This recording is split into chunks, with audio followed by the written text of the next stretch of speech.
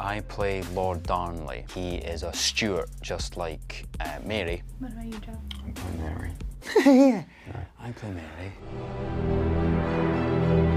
Mary is our foe. We must never bow to her as we bow before you. You have the boldness to doubt my judgment. She is only your queen if I should not produce an heir. What is it like to have a man?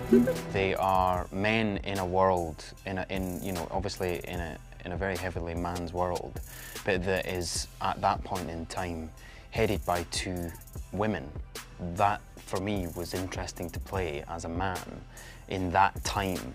I mean, Elizabeth was an extraordinary ruler and leader, but Mary came into a country where they'd had a king, a male king for, I mean, I don't know, something like 200 years at least, probably way more than that.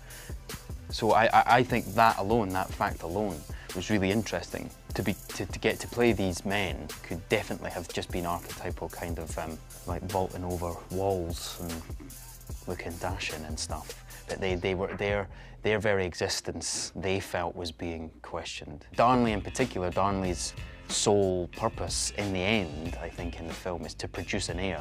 And that was rare for men of the time. It was always women that was expected of. He was insecure before he was put in a position of insecurity, where he demanded to be known as king and didn't want to just be the Queen's husband. He was an insecure person from the beginning, I think. Dudley, I suppose, was an outsider compared to the other men in the sense that the other men seemed to be operating with an agenda of politics and power and something that they want for themselves. And he was, at least in this version of it, slightly more pure in that his actions come out of love and loyalty for Elizabeth, so, and a willingness to even sacrifice himself for her and be sent up north to potentially marry Mary. I didn't do anything with Margot, spent most of my time with Serge.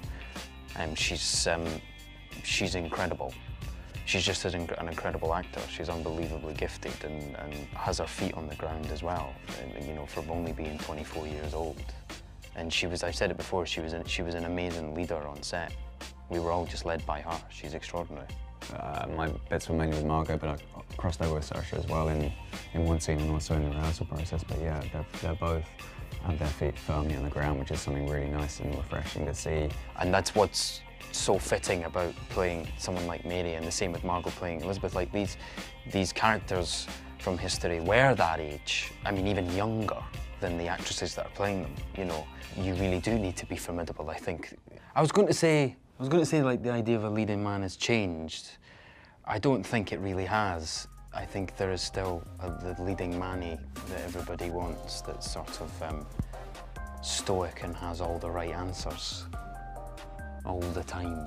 But I think Joe and I are very lucky to be in the category, the very, very privileged category, where there are plenty parts written for people like Joe and I. And I think our job isn't difficult in that sense, in that there is a plethora of characters, of guys written for sort of tall white men. So it's, we're in a very fortunate position, and which is a sad thing, obviously, at the same time. Darnley in particular, that's what I loved about him. To play him was that he's quite useless a lot of the time. And I think that's always more fun to explore.